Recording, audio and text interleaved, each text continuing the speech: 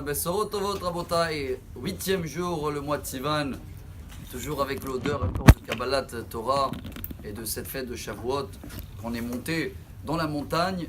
Et si vous remarquez bien, au début, avant les 10 commandements, la Torah toujours, elle parlait sur la montagne. Et après, hop, on est descendu au désert. Après les 10 commandements, tout ce qui s'est passé, Vayomer Hashem el Moshe, Bemidbar Sinaï, elle est partie où la montagne? Bon, on est monté. Maintenant qu'on est au top, il faut comprendre qu'on peut y arriver dans des moments de désert dans notre vie. Vous savez que la Gemara, c'est une Gemara connue, traité Psachim, page 94, elle dit que le monde a été divisé à 3 tiers. Il y a tiers, la mer, l'eau, tiers où les gens ils habitent, et tiers, désert. Et le désert, il est venu se plaindre vis-à-vis de Dieu. Il a dit, pourquoi tous les gens, ils sont installés, pas chez moi? Et Akadosh Baruch Hu, il a répondu, un Tehillim qu'on lit tous les Shabbats, le Tehillim 29. Kol Adonai Yachil Midbar, Yachil Adonai Midbar Kadesh.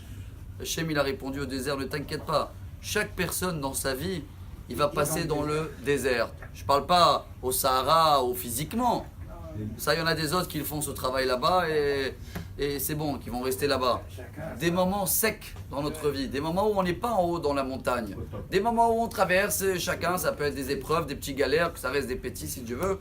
Et dans ces moments-là, Hachem, il a dit, t'inquiète pas, Midbar Kadesh, le but de la Torah. Et voilà le message lequel on doit se renforcer maintenant, parce que les prochaines fêtes, si Dieu veut, ça y est, c'est déjà Rosh Hashanah et Kippour. Dans moins que 3 mois, on va être dans les Slichot.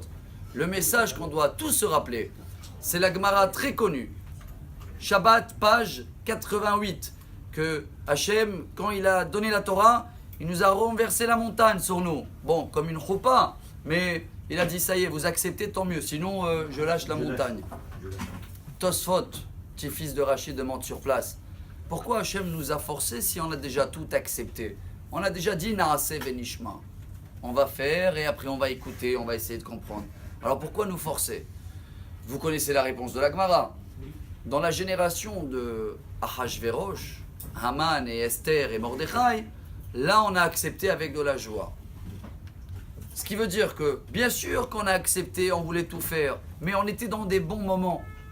On était dans la montagne, Behar, on n'est pas encore été dans le désert.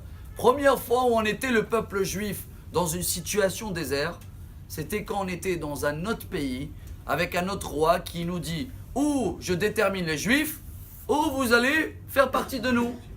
C'est la première fois où on n'a personne. On a tous décidé, on va faire tchouva, on reste fiers de notre judaïsme. Et donc là, Kadosh Baruch Hu, il a dit, vous vous rappelez, quand j'ai mis la montagne comme ça, c'est pour vous dire que quand vous allez arriver dans des moments de désert, rappelez-vous, Kol Hashem Bakoach, Kol Hashem Be'adar, Yachil Hashem Midbar, Kadesh. Même dans des moments de désert, on doit garder notre Kedusha, avancer dans la Torah, et après le désert, si Dieu veut, on arrive à la mer. Et dans la mer, il y a une belle vague qui va nous amener jusqu'à l'avenue de Mashiach. Bonne journée. Amar Rabbi Elazar, Amar Rabbi